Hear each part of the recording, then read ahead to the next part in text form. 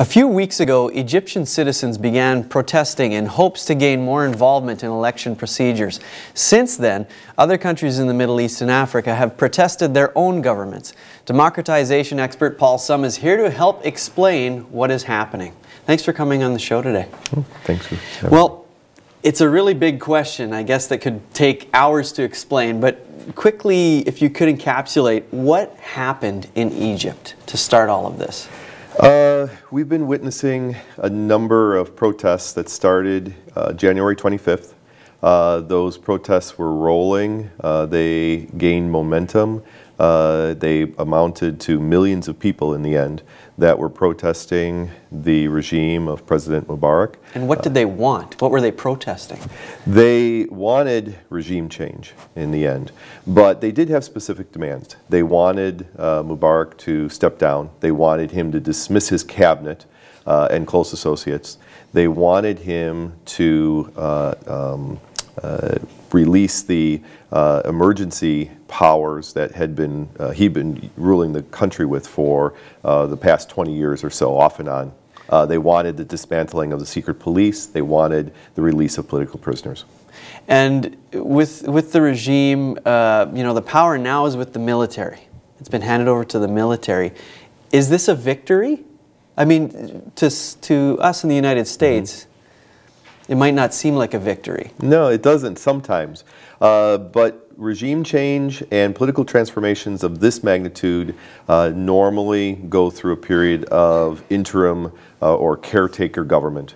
And in this case, the military stepped in as what seemed to be, towards the protesters and to those that are still staked in the old system, a reasonable institution that would usher in a peaceful change. Well, and with the change, how important is it to have a political system that's organized enough to do so? And are they organized enough to move on?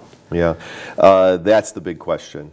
We always see in new democracies, especially at this interim period when political parties are starting to organize, a lot of chaos. We would refer to the political party system right now in Egypt as a chaotic system. Okay.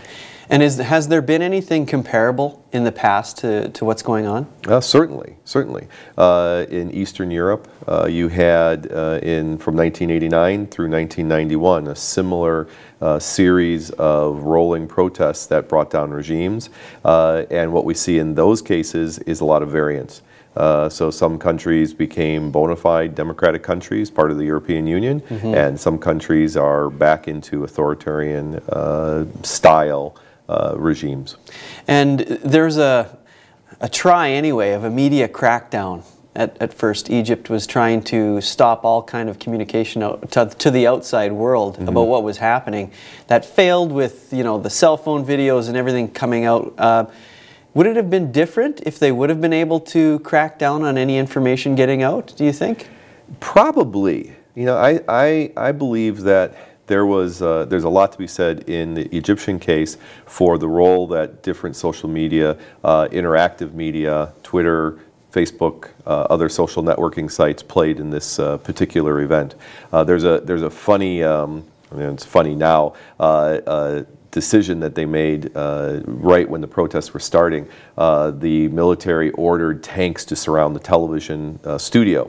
And now I know at Studio One you would think that of course you would do that, but to actually quell the protests, that didn't have any effect whatsoever. Protesters weren't even aware that the television studio or station was the place to seize. Sure. And with this going on, all this change happening and the word getting out, it seems that there's Egypt's been a catalyst now. All of a sudden, all these other countries start protesting as well. Why are so many protesting right now? That's a great question, you know, and it's one that occupies my mind immensely because it's not only this case. We see in the Middle East lots of different countries that are uprising. In Eastern Europe, in a short amount of time, we also saw this wave of democratization. In Latin America in the 1980s, we see a similar phenomenon. Why regionally do we see this? There's a couple of possible answers, and most observers feel that there is some sort of cultural component that drives this. Perhaps individuals they see their neighboring countries' citizens rising up, and they say, you know what, that's similar to the conditions I live under, maybe I should do this. A more activist-oriented explanation is that really the social activists, the democracy activists that have been organizing the protests have been exchanging a lot of information. And they can do that because they speak a similar language. Well, and with all of this going on, what is the best and worst case scenarios for this? Yeah, well, the best case scenario, I'm a Democrat, little d. I think that democracy is the best form of government besides all others that have been tried. Yeah.